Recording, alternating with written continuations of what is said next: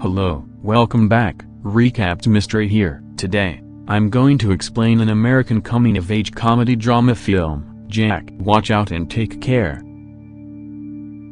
The film begins with a young woman, Karen Powell, dancing with her husband, Brian Powell, at a Halloween party. Karen feels a strong pain in her stomach and moves away from the dance floor. Brian rushes over to her and inquires as to what is happening. Karen has been pregnant for a little more than 2 months but is about to go into labor. Brian and his companions hurry her to the hospital. When she says she isn't due for another 7 months, the nurses don't believe her. The doctor arrives and calmly assures her that it could just be early pregnancy cramps, but he is startled to see her fully dilated. Karen takes a deep breath and pushes out a completely formed baby boy. She cradles him in her arms and refers to him as Jack. The physicians examine Jack and discover that he has an extreme type of Werner syndrome. As a result, his cells are developing 4 times quicker than normal. He is a perfectly formed 9-month-old baby, despite the fact that he should be 2 months old. The doctor informs the parents that their child is absolutely healthy and in good physical condition. He says that nature has endowed all humans with an inbuilt clock that regulates our lifetime and growth. Jack's clock runs quicker than the rest.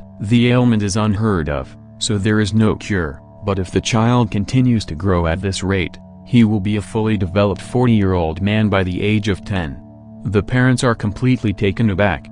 Cut to 10 years later, and, as anticipated by the doctors, Jack grows up faster than any human, appearing to be a full-grown man at the age of 10. Despite his outward look, Jack is a youngster in heart. His parents have never permitted him to leave their gated community for fear of being bullied. The kids next door, who have only seen him through the window, think he's a gigantic monster who eats children. Lawrence Woodruff is Jack's instructor, and he homeschools him on a daily basis. Apart from his parents, he is the only one who is close to Jack. Woodruff is trying to teach Jack one day when he is distracted by the kids in front of his house who are hoping to catch a look of the big 10-year-old. Jack tosses a sticky eyeball toy through the window to annoy them. Woodruff finally gets Jack back to studying, but he observes the anguish in his eyes. Woodruff advises to Karen and Brian that they send Jack to school after the class. Karen, being the protective mother that she is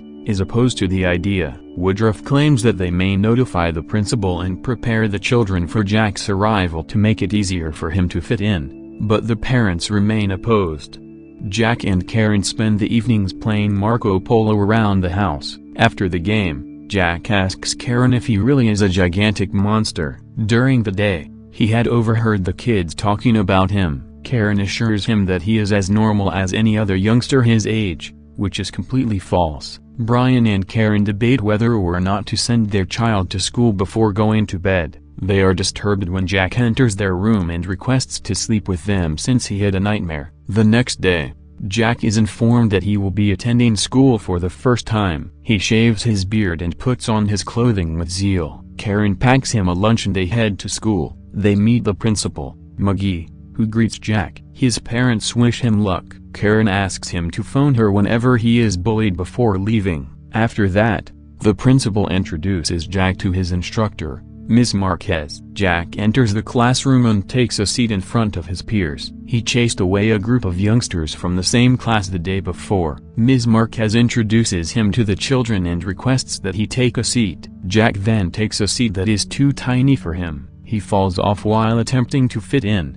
making the entire class giggle. Even when given a larger seat, he breaks it, making the kids laugh even harder. He is alone in the playground during playtime. The kids stare at him and whisper to one another about his controversial size. The group of kids he chased away the day before is terrified of him, afraid he will beat them for pestering him. Louis, the group's commander, pulls the monster eye from his bag and displays it to Jack before swiftly putting it back inside. A rival group then challenges them to a basketball game. 2 tiny girls poke Jack with a stick and ask him how old he is while he watches them play. They mock his receding hairline and hairy arms. The basketball lands near him after he sends them away. He takes it up to throw it back, but the other kids refuse to touch it because it is surely tainted now that Jack has touched it. Louis and his friends plainly feel sorry for him. When Jack returns home, he mopes and refuses to eat his favorite dinner that Karen prepared. Brian tells him about the first time he rode a bicycle and how far he has come since then. Using the example,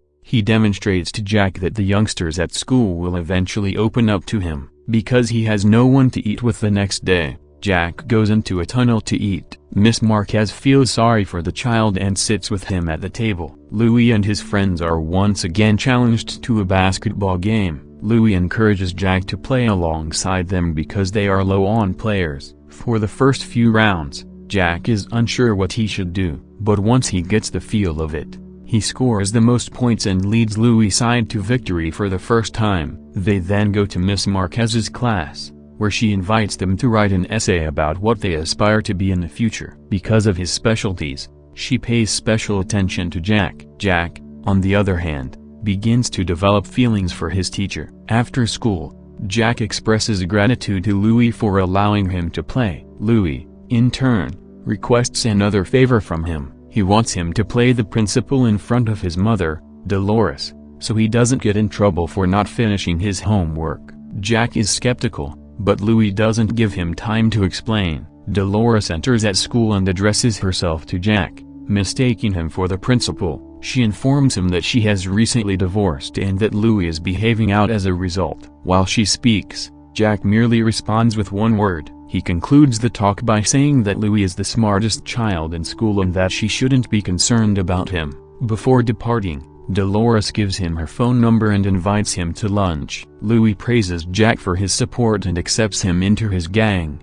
That day, Jack returns home happier than he has ever been. He goes about the home and phones his father at work, telling him about everything that transpired during the day. Louis arrives on his door on the weekend and invites him to a sleepover. Karen is astounded by Jack's ability to make friends so rapidly. She lets the two go to Louis' residence, but they cycle back to a treehouse where Louis and the group hang out. The other youngsters are reluctant to accept Jack into the gang, but Louis shows them the adult magazine Jack was able to obtain on the way. They invite him into the organization because they believe he can provide them with numerous favors. All night they speak about ladies and drink and compete in farting contests. Meanwhile, Karen is missing her child, who is away from home for the first time in 10 years. Brian discovers her inside the box that Jack frequently plays with and informs her that their child's maturation is a positive thing. The following day at school, the students pose for a class photo for the yearbook. Jack becomes an inseparable member of the group from that day forward. They spend practically every day in the treehouse, go trick-or-treating on Halloween, and Jack goes out and gets more adult mags for his friends. He even gets Woodruff into the treehouse and admits him to the club after forcing him to consume a disgusting smoothie bowl. However, the treehouse cannot support all of that weight and collapses. Jack gets older as time goes on. He begins to lose hair and go bald, so he applies black gel on his hair. His peers begin to submit essays about what they hope to become in the future, but Jack hasn't made up his mind yet. When a girl says she wants to marry by 28, Jack does the maths and discovers that he can only marry when he is 112 years old. He mutters to himself that when he grows up, he wants to be alive. He invites Miss Marquez to be his date for the dance after class. He kisses her and she attempts to explain why they can't be together. Miss Marquez has been summoned. She informs Jack flatly that he is a child and that they cannot go together. She apologizes to him, but he bursts into tears and flees. His day is made worse when he trips and falls on the stairs. He is transported to the hospital, where his parents rush in, concerned about their kid. The doctor believes that Jack's body has been severely strained as a result of his rapid cell proliferation. As a result, his internal clock is starting to tick, indicating that he doesn't have much time left. Karen informs Jack that they have decided to withdraw him from school for his own protection. Jack screams because he does not want to be separated from his buddies. He begs Brian to let him return to school, but his parents know it won't happen after what occurred. Karen and Brian are discussing about Jack in their room late at night when Jack steals a matchbox with Dolores' number and the name of a club on it. For the first time, he sneaks away and visits the club. There, he meets and drinks with a man named Paul. He subsequently meets Dolores and they begin to dance. She tries to make out with him in the middle of it. Jack recalls that she is still his friend's mother and withdraws. He tries to flee her but runs into a guy in the process. The man is obviously inebriated and begins a fight with him. Jack insults him, prompting him to hit him in the face. At the end of the night, Jack is arrested for wrecking the club. Dolores comes to his aid and drives him home. Fortunately for Jack, his parents are both asleep, so he won't get in trouble. The incident occurred 2 weeks ago. All this time, Jack has been sulking in his room. Every day, his friends come to see him, yet he never leaves the house. Karen summons Woodruff to their home in the hopes that he will encourage Jack to leave his chamber. Jack approaches him and tells him that he does not want to study things that he will most likely never use in his life because he will not live long. After a few days, Louis gathers the entire class in front of Jack's house to summon him to play. The next day,